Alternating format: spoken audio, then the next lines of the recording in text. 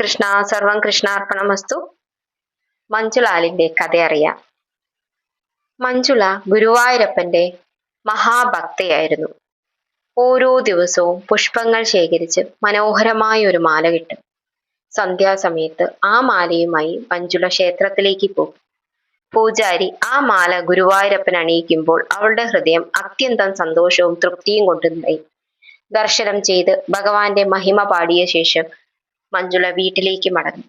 ഇതായിരുന്നു നിത്യവും മഞ്ജുള ചെയ്തുകൊണ്ടിരുന്നത്. ഒരു ദിവസം എന്നാൽ അവൾക്ക് വൈകിപ്പോയി. മാലയുമായി ക്ഷേത്രത്തിലേക്ക് എത്തുമ്പോഴേക്കും നട അടച്ചിരുന്നു. ഭഗവാന് മാല അർപ്പിക്കാനാകാതെ അവൾ വളരെ ദുഃഖിതയായി.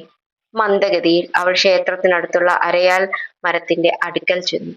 അവിടെ ഇരുന്നു. കണ്ണുകൾ കണ്ണീരോടെ നിറഞ്ഞ് അവൾ കൃഷ്ണന്റെ മഹിമകൾ പാടാൻ തുടങ്ങി. അതേസമയം ഗുരുവായൂരപ്പന്റെ മറ്റൊരു മഹാഭക്തനായ പൂന്താനം തിരുമേനി ദർശനം കഴിഞ്ഞ് മടങ്ങുകയായിരുന്നു. ഭഗവാന്റെ നാമഗാനം കേട്ട് അദ്ദേഹം അവിടേക്ക് വന്നു.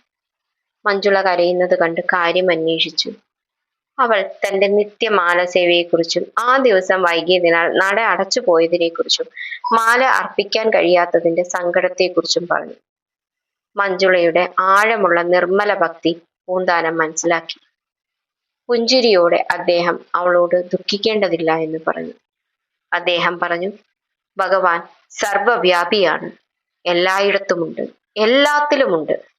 അതുകൊണ്ട് അരയാലിന്റെ അടിയിലെ കല്ലിന് മാല അർപ്പിച്ചാലും അത് ഭഗവാനിലേക്ക് എത്തും.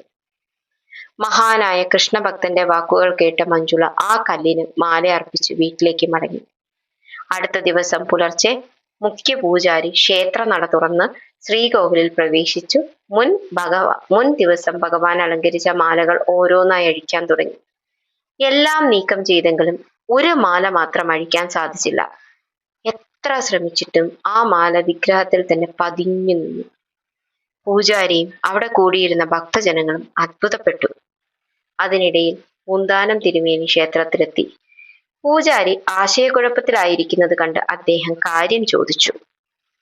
വിഗ്രഹത്തിലെ ഒരു മാല അഴിക്കാൻ കഴിയുന്നില്ലെന്ന് പൂജാരി പറഞ്ഞു. അത് കേട്ട പൂന്താനം തിരുമേനിയുടെ ഹൃദയം നിറഞ്ഞു. മുൻ രാത്രിയിൽ സംഭവിച്ചതെല്ലാം അദ്ദേഹത്തിന് ഓർമ്മ വന്നു. സന്തോഷത്തോടെ അദ്ദേഹം വിളിച്ചു പറഞ്ഞു, അത് മഞ്ജുളയുടെ മാലയാണെങ്കിൽ അത് താഴെ വീഴട്ടെ. അപ്പോഴേക്കും അത്ഭുതമായി ആ മാല സ്വയം താഴേക്ക് വീണു. പൂജാരിയും അവിടെ ഉണ്ടായിരുന്ന എല്ലാ ഭക്തരും മഞ്ജുളയുടെ സമ്പൂർണ്ണ സമർപ്പണവും അചഞ്ചലമായ ഭക്തിയും സ്നേഹപൂർവമായ സേവനവും തിരിച്ചറിഞ്ഞു. എല്ലാവരും അരയാൽ മരത്തിനടിയിൽ ചെന്ന് പ്രണാമം ചെയ്തു. ആ സ്ഥലം പിന്നീട് മഞ്ജുളാൽത്തറ എന്ന പേരിൽ അറിയപ്പെടാൻ തുടങ്ങി. പിന്നീട് അരയാൽ മരത്തിനടിയിൽ ഭംഗിയാർന്ന ശ്രീ ഗരുഡ ദേവന്റെ വിഗ്രഹവും സ്ഥാപിക്കപ്പെട്ടു.